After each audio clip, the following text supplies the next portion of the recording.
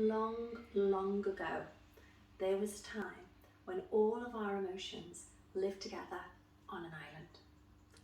Everybody was there. You'd see Joy with her pink cheeks, her hair streaming in the sunshine, so happy. And there was Pride. He was really strong and he would lift his chin up and he would almost touch the clouds. There was Anger and she would stomp about up and down the high street. And there was Shame. Nobody saw him much. He hung around on the edges of town. And there was Compassion, and she cared for everybody. But there was one who everybody loved. Everywhere she went, people followed.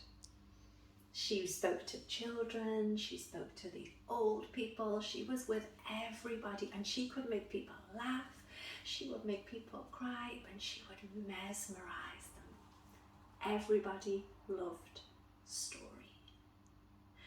Now one day, Story was walking down the road, and there on the curb was a man, and she said, "What are you doing here?" And he looked so miserable, and he said, "No one wants to speak to me." And she said, "Well, I'm not surprised sitting here all alone looking so miserable." And he said, "Oh, I've tried,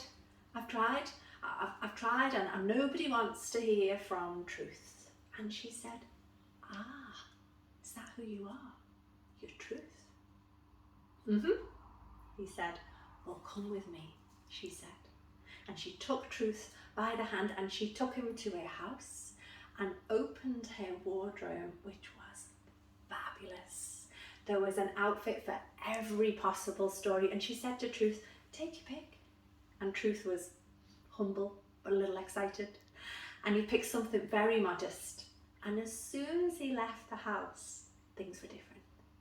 He smiled, they smiled back. He said hello, they said hello back. People came to talk to him, people started to listen. And everybody had time for Truth when he was dressed as Story.